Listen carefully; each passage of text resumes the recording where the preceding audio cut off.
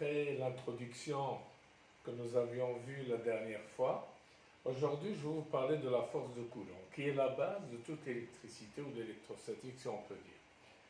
La force de Coulomb, quand vous avez deux charges, Q1 et Q2, distant d'une distance R12. La première des choses, quand on parle d'une charge ponctuelle, nous avons déjà montré qu'il n'en existe pas. Une charge qui n'a pas de dimension, ce n'est pas possible, c'est quelque chose d'idéal pour simplifier un peu la vision de la chose, à l'image du point matériel qui n'existe pas, comme vous avez vu en mécanique. Donc quand j'ai deux charges, vous avez la force de Coulomb qui va s'écrire, on va mettre 1, 2 pour dire l'effet de 1 sur 2 de la charge 1 sur la 2, elle va s'écrire comme une constante de Coulomb, fois la première charge, la deuxième charge, le tout divisé par la distance au carré, et multiplié par un vecteur unitaire que j'appelle 1, 2. Je rappelle, par cette notation, c'est l'effet de la charge 1 sur la charge 2. Il est clair que si les deux charges sont positives ou négatives, c'est-à-dire de même signe, on va avoir ce rapport qui est positif et la force sera dans le sens de ce vecteur unitaire que nous allons dessiner et qui est dirigé de la charge 1 vers 2 par convention. Et K, c'est la constante électrique qui est à peu près égale à 9 fois 10 puissance 9 système international. On reviendra sur cette constance électrique qui est une constante fondamentale en électricité. On peut déjà écrire son expression, K c'est égal à 1 sur 4 pi fois epsilon 0, où epsilon 0 est la permittivité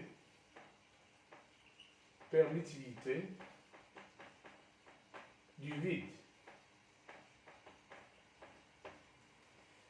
Donc, pour le moment, si les deux charges sont de même signe, la force aura la direction et le sens du vecteur unitaire U12, ça veut dire que la force sera répulsive. D'un autre côté, si vous avez les deux charges qui sont de signes opposés, eh bien à ce moment-là, la force sera attractive. Et ça, c'est en contradiction par rapport à la gravitation où on a uniquement que l'attraction. Donc pour la force électrique, et ça c'est un peu une anomalie en physique, on reviendra là-dessus peut-être si on a le temps, la seule chose qu'il faut retenir, en électricité, vous avez deux charges, il y aura soit une répulsion, soit une attraction. Alors, poussons un peu les choses plus loin. Si nous avons plusieurs charges,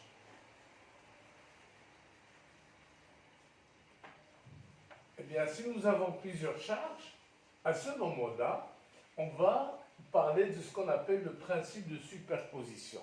C'est-à-dire quoi? Je regarde l'effet d'une charge donnée sur une autre, et puis je regarde sur une deuxième, puis une troisième, et la force totale sera tout simplement la somme vectorielle, bien sûr. Supposons qu'on a une charge Q1, Q2, Q3, etc., Qn. Eh bien, si je veux calculer la force exercée par la charge 1 sur Qn, eh bien, je fais comme tout à l'heure, je trace un vecteur Un ici, on va mettre en vert, ça c'est U1N, d'accord? Et la force va s'écrire F1N égale à K Q1 10N sur R1N au carré fois U1N. D'accord? Si maintenant je veux regarder la force exercée par Q2 sur Qn, ben, je fais la même chose. Il suffit de remplacer le 1 par 2. D'accord? Ici, je vais avoir 2. Ici, je vais avoir 2. Ici, je vais avoir 2. Donc, la force totale qui est exercée sur la charge Q, elle sera F, d'accord, que je peux appeler N, c'est égal à la somme de I égale à 1 jusqu'à N, moins 1 fois K, QI, QN divisé par RIN au carré, UIN. Donc je fais tout simplement une somme vectorielle. N'oubliez pas qu'une force, c'est un vecteur par excellence. Cependant, les physiciens n'aiment pas beaucoup parler des forces. Les forces à distance, de contact, ça mérite une bonne petite conférence pour parler de cette notion de force. Les physiciens travaillent soit par les champs ou par les potentiels, et c'est ce qu'on va commencer à faire à partir de maintenant. Il y a une chose sur laquelle j'insiste. On ne peut jamais parler des forces électriques dans un endroit où il n'y a pas de charge. J'ai déjà dit, dans la gravitation, vous avez une masse qui va créer un champ gravitationnel, tel que la Terre, mais si je ne mets pas un point matériel, je ne vais pas voir la force gravitationnelle qui va s'exercer. Je sais qu'il y a la gravitation, mais je ne peux la matérialiser que si je mets une masse sur laquelle cette gravitation va agir. Je verrai, par exemple, les chutes libres ou les chutes tout court. La même chose en électricité, si dans un endroit il n'y a pas de charge, je ne peux pas calculer une force en cet endroit.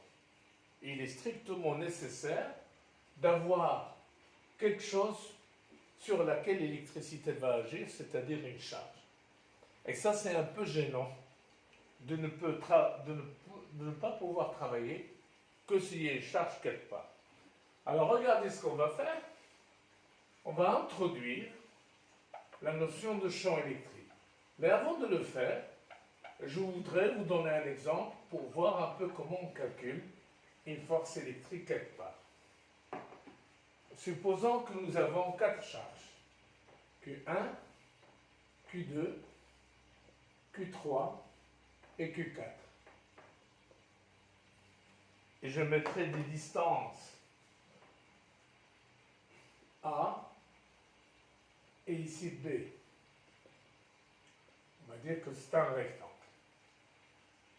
Et pour donner un exemple, on va supposer que celle-là est supérieure à 0, inférieure à 0, supérieure à 0 et inférieure à 0.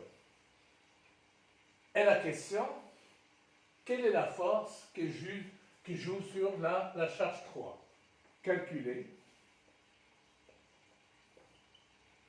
F3, c'est-à-dire les forces qui agissent sur la charge numéro 3. Quand vous avez un exercice comme ça, la première des choses à faire, c'est de dessiner les forces qui sont impliquées. Q3, il faudrait regarder l'effet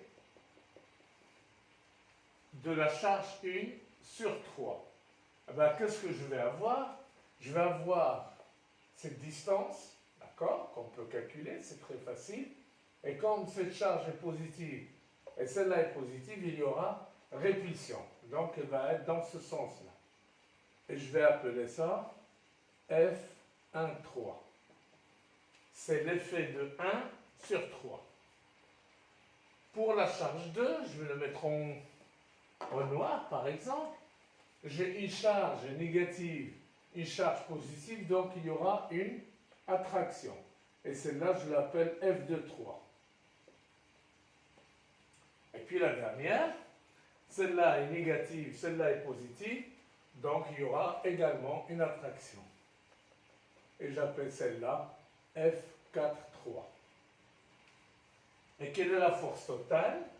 F3, la force totale ou la résultante qui agit sur la charge 3, ben c'est égal à F1, 3 plus F2, 3 plus F4, 3. Remarquez que je n'ai pas écrit F3, 3. Ça, on ne peut pas le faire, il n'est pas défini. Comme on dit, le serpent ne va pas se mordre la queue ou se manger la queue. Ça veut dire quoi? Une charge ne va pas agir sur elle-même. Vous n'allez pas appliquer un champ gravitationnel sur vous-même qui va vous attirer. Alors, si on fait ça, quand vous avez un exercice comme ça peut être des configurations un peu compliquées, ben voilà ce qu'on va faire. La première des choses, on va choisir un système d'axes. Je suis sur Q3, je vais appeler ça l'axe des X, et ça c'est l'axe des Y. Et on va écrire chacune des forces selon les axes. Alors regardez, j'ai F1, 3.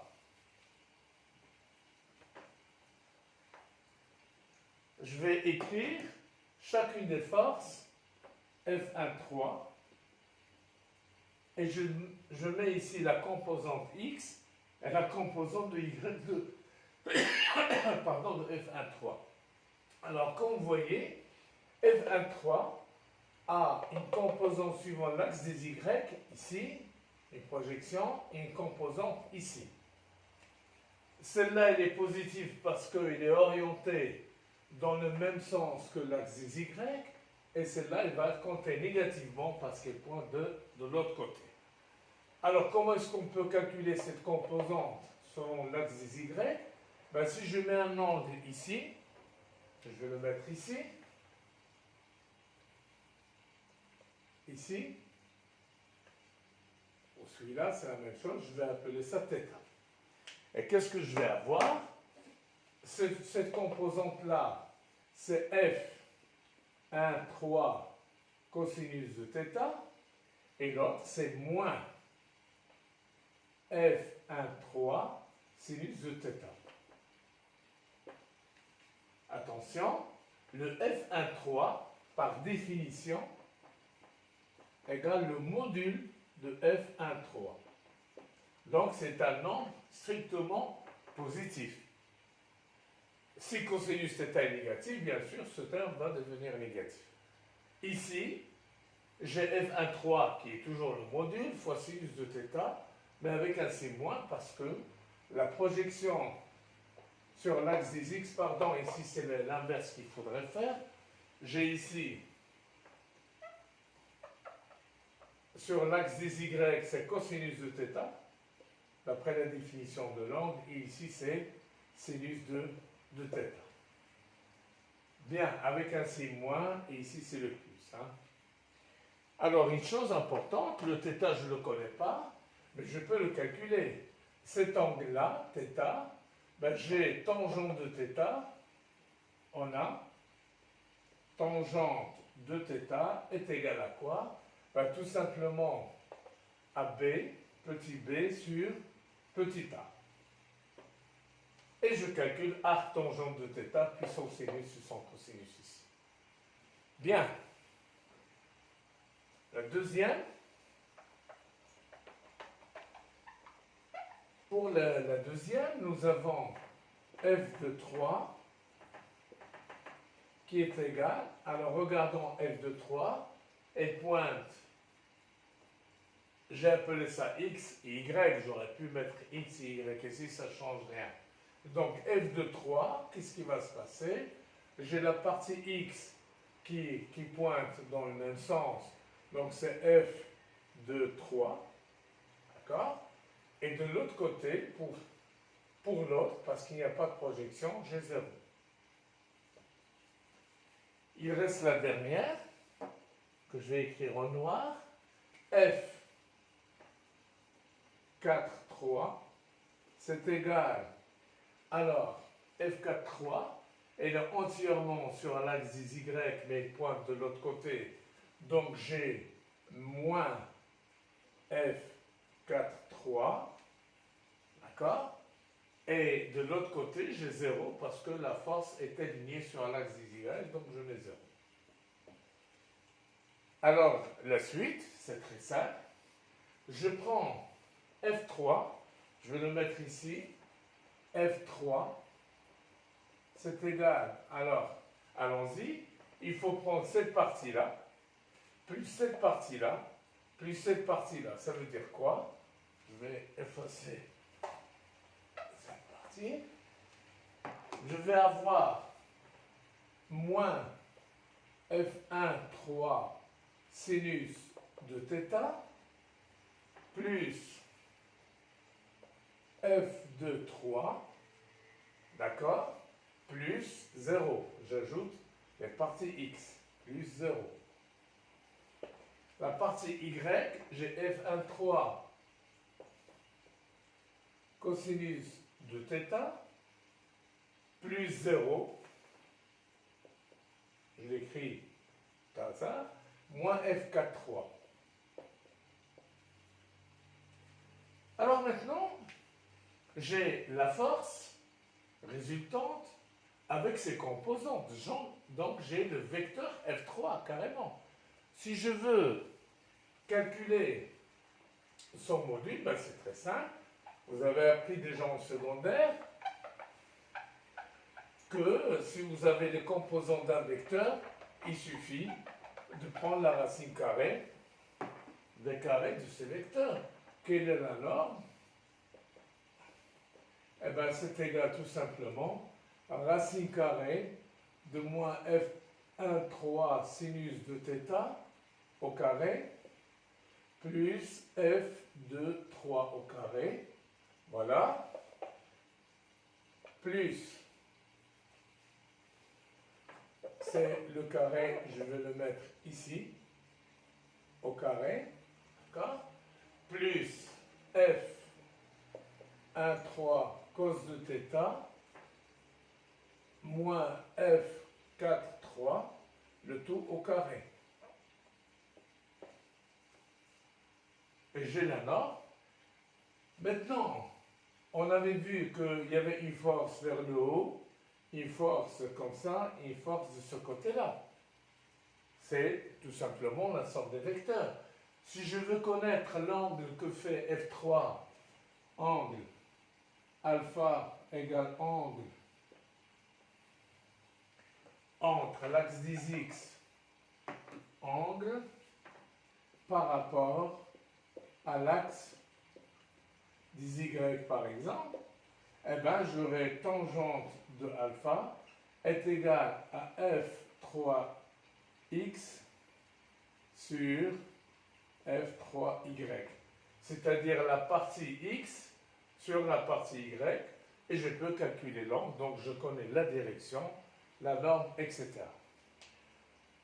Si vous appliquez cette méthode qui est sûre, qui est simple, si vous faites un bon schéma, le schéma c'est déjà 50% du travail, mais si vous le faites de cette méthode-là, il y a très peu de chances que vous allez vous tromper.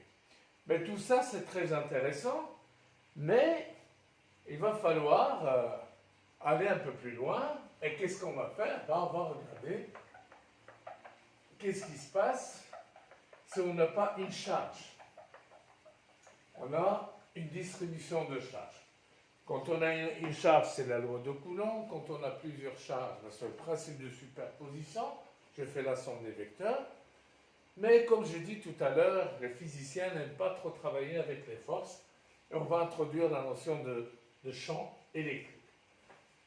Rappelez-vous que la force de Coulomb, F1,2, s'écrit comme K fois Q1 fois Q2 divisé par R12 au carré fois U12, le vecteur unitaire. Si c'était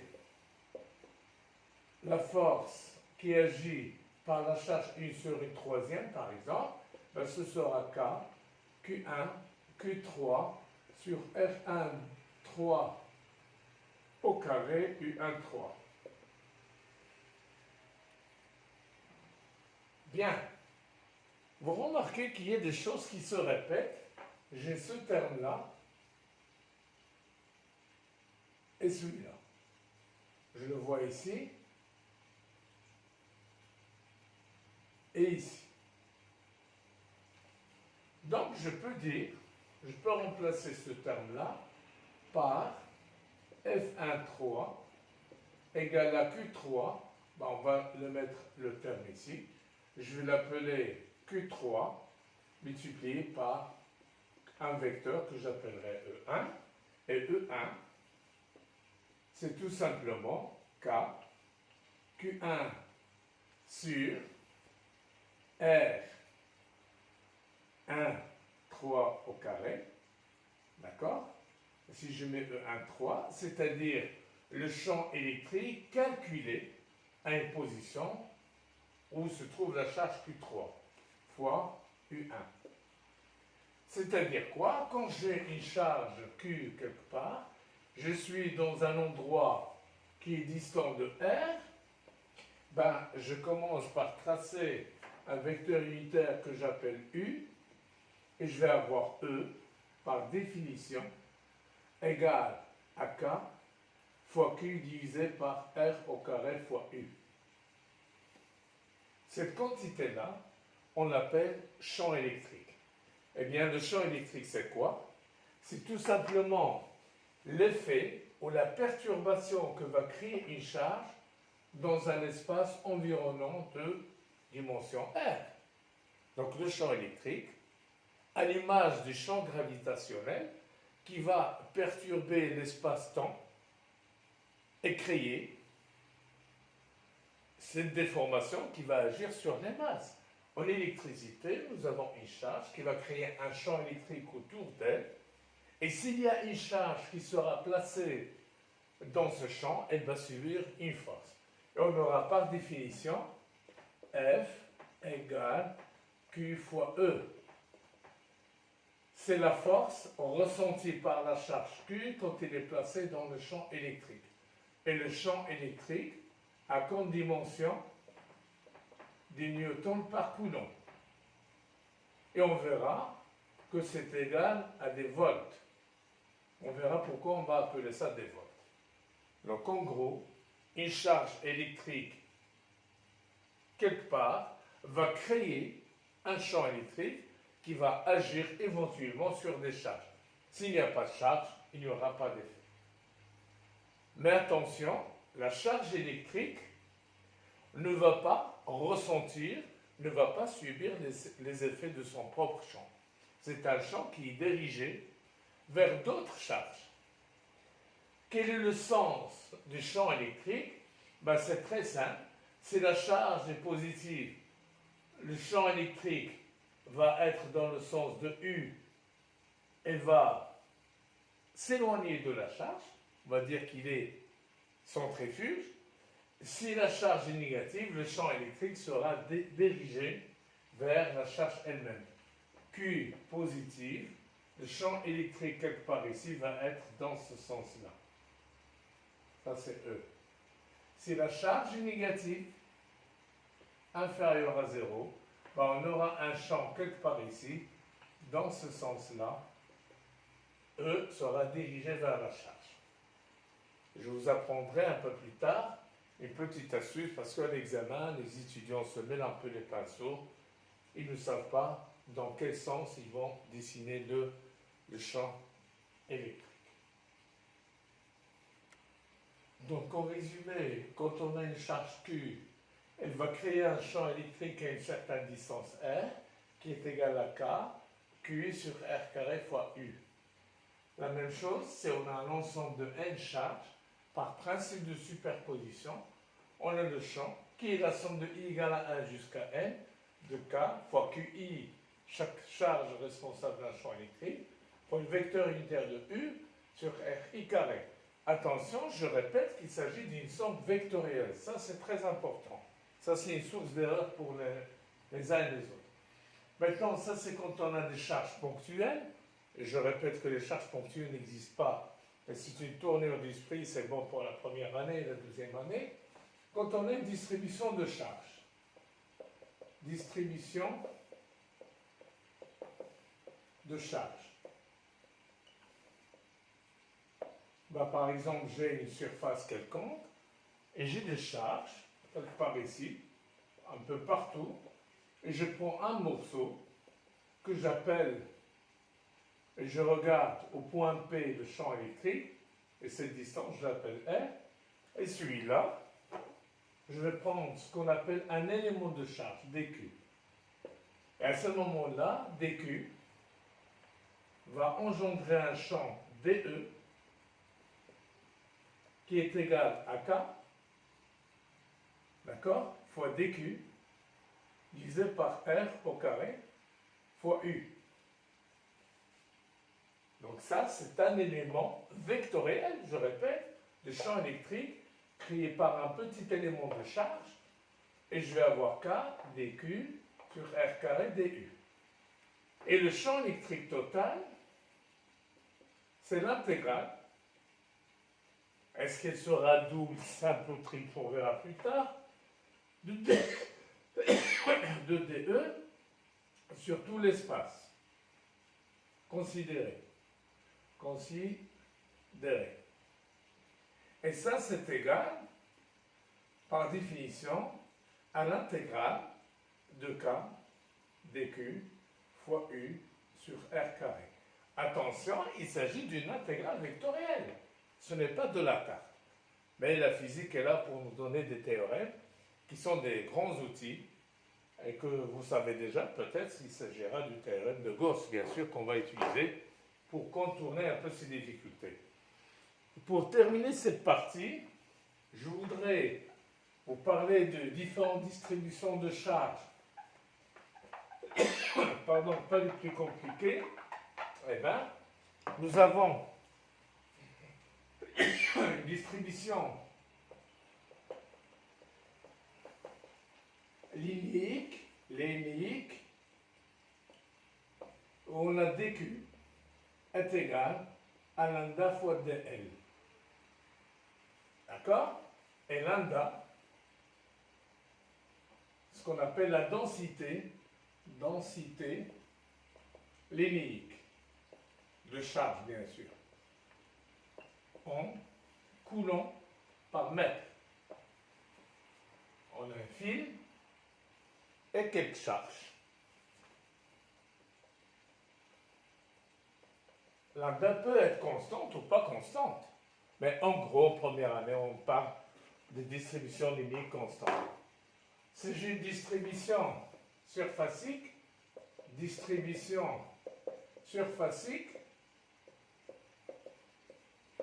on aura dQ est égal à sigma fois ds. Sigma égale densité surfacique en coulomb par mètre carré. Par exemple, j'ai une plaque, une armature d'un condensateur où j'ai autant de coulombs par mètre carré.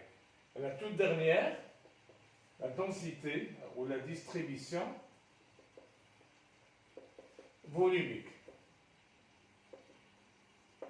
On va avoir dQ est égal à ρ fois dV. ρ